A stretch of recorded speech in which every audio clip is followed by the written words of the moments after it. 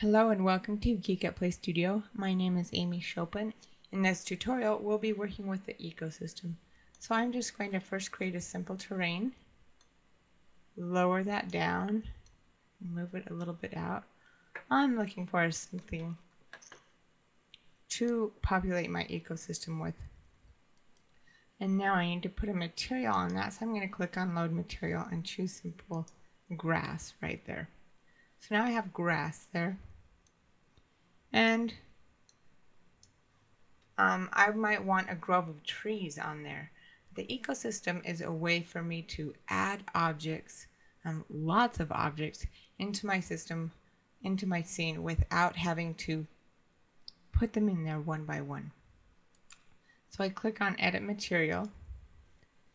And there are some versions of Vue that don't have the ecosystem, but if you do, this is how you use it. So I have a simple material right now, and I have this button down here that says Ecosystem. So I click on that, and you'll see that a new layer was added. It has a little tree icon, and that means that it is an ecosystem layer. And we had some new tabs come up here. And in the General tab, that's where we can add our population. We can have different kinds of plants in our population. I'm just going to use a tree, springtime white birch. Click OK on that, and you might have to wait a few seconds, and then it will pop up within your ecosystem population. You also, in the General tab, can work with the underlying material there if you want to change that. So I have this springtime white birch, and I still don't have any trees on there. What I need to do is hit the populate button. And so now I have about 13 instances of those. Maybe I want a little more. So another way, ways to control the density, how many are in there, is with the density tab. So I can increase that to say about 75%. And every time you change something in here, you're going to need to click on the populate tab before the program makes that change that you've put in there. And so now I have 31 instances. Really, I want to pretend that this is a little bit more dense, distant. So I want to decrease the size of those trees. Now, when I decrease the size of those trees and I hit the populate button, the density is the same. So what's going to happen is I'm going to get more instances of those trees, and there those trees are. One other thing I want to show you here is decay near foreign objects. And here in Decay near foreign objects, let's say that I have a sphere that I create. I put that sphere right in the middle. And there you can see it, and it's there in my land, there in the middle. And I go back to my terrain. I'm still in my material editor. And I hit populate again with the sphere now. I had about 395, now I have about 334 instances. This sphere is a foreign object that's that's connecting in with the object that I have the material with the ecosystem on it. And so let's give you a look at that. I'm just going to take my camera and point it down so you can see right there pretty well how that gets less dense and more sparse towards the sphere. So back in the terrain, back in the editor, if I were to turn that off and hit populate again, I get that 395. In fact, those trees are populating within the sphere as well. And so that's a little bit how that works. And that's useful to know. Sometimes people say, oh, I hit on populate and there's just not very many, no matter how much I change the density or anything. And you might want to look and see if you have intersecting land or other objects intersecting where you are trying to populate that. And you might want to disable decay near foreign objects. Placement gives you a more uniform placement of it, such as if you were putting in a farm, plants on a farm and neat little rows or something like that. Scaling and orientation. You saw that I made something small through here.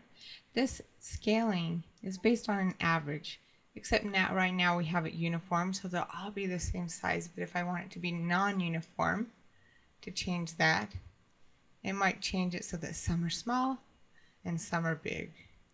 I really made it very non-uniform, and I click on populate, and so that just changes that a little bit. There we go. Now I have a few more. You can see that a little bit better, how that works. Everything that you change in your plants, you have to hit populate again. So just remember that.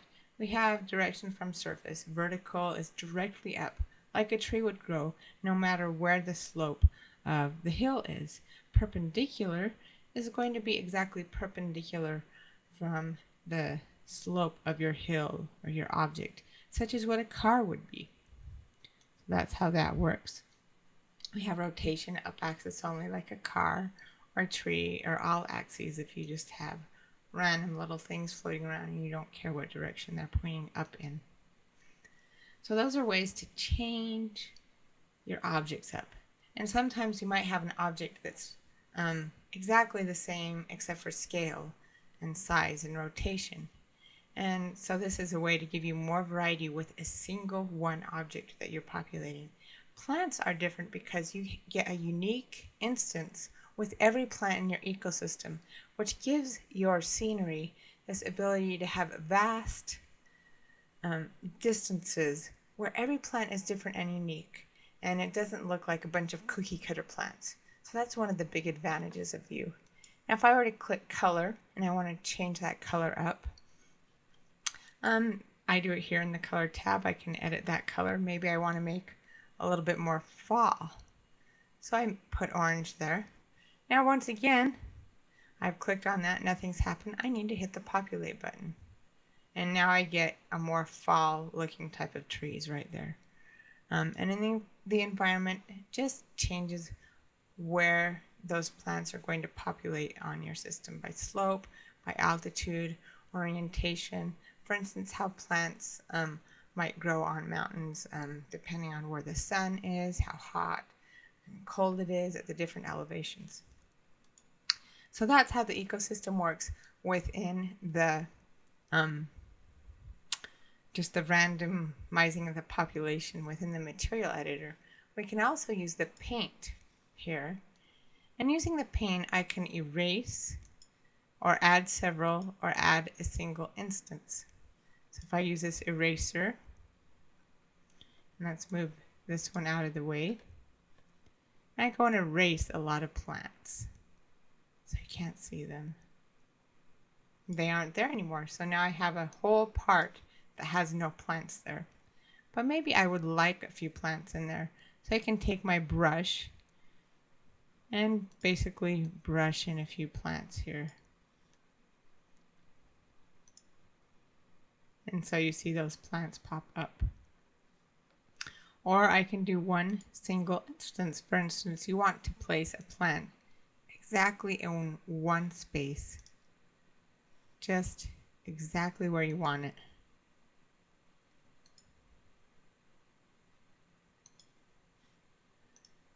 Because you want it to be something right someplace in the camera, someplace in your scene. And so there's just a lot of different ways that you can add plants in using the ecosystem painter.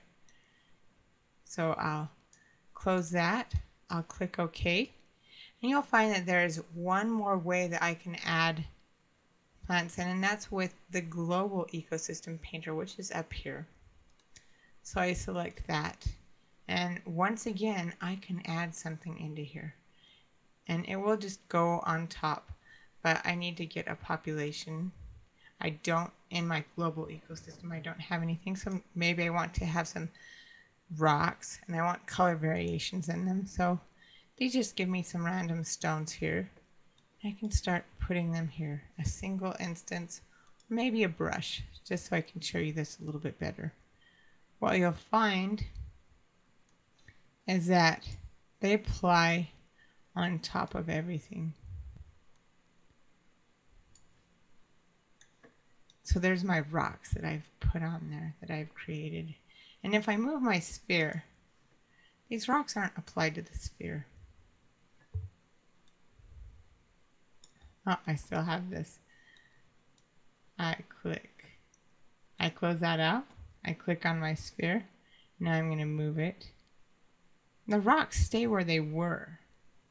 So they're not applying directly to the sphere, like the material is directly onto the terrain, and the plants are directly on to the terrain. So if I move the terrain, you'll see that all those plants go with me, but the rocks stayed behind.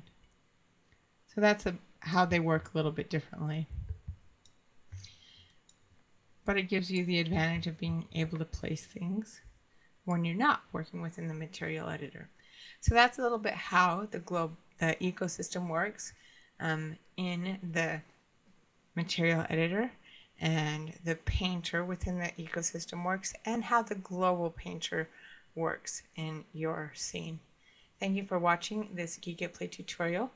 If you have any questions, want to learn more about Vue, please visit us on the web at www.geekatplay.com.